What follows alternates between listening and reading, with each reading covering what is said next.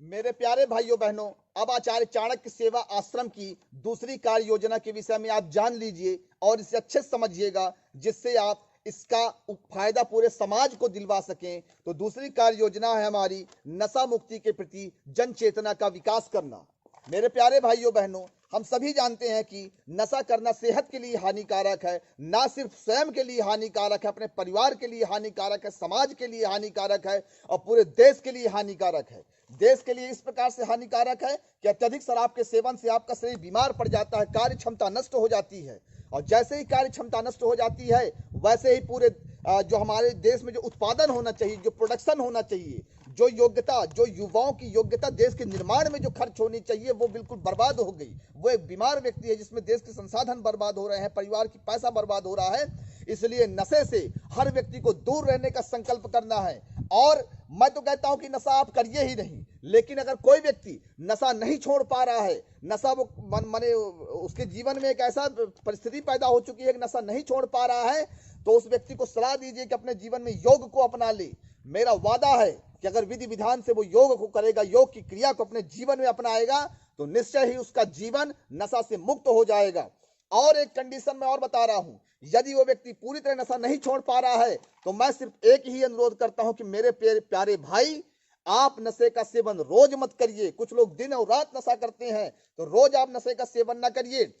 कम से कम आप इतना करिए कि महीनों सालों में कभी एक आध बार हो गया तो मैं आपको गलत नहीं कहूंगा।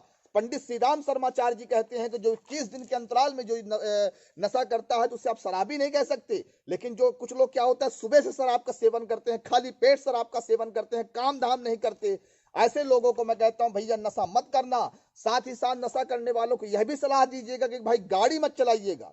सरकार ने नियम बना रखा है कि शराब पीकर वाहन चलाने पर मतलब जुर्म है, तो ये बात बिल्कुल सत्य है। नशा करके आप वाहन मत चलाइए, रोज नशा ना करिए। कभी साल 2 साल में अगर हो गया तो मैं तब भी स्वीकार कर लूंगा, लेकिन डेली मत करिएगा उसको। साथ ही लड़ाई झगड़ा मत करिएगा। तो ये सारी चीजें हमारी नशा मुक्ति अभियान के संबंध में हैं। हम नशा के संबंध में जागरूकता लोगों को पैदा करना चाहते हैं कि नशा मुक्त जीवन माने जिए। अगर आप नशा नहीं छोड़ पा रहे हैं तो उसका भी एक सिस्टम है, उस सिस्टम को तो कम से कम पालन करिए। किसी अपने जान के और दूसरे की जान के लिए खतरा मत बनिए। मेरे प्यारे भाइयों बहनों, आचार्य चाणक्य सेवा आश्रम की विधिवत कार्य योजना नशा मुक्ति के लिए है।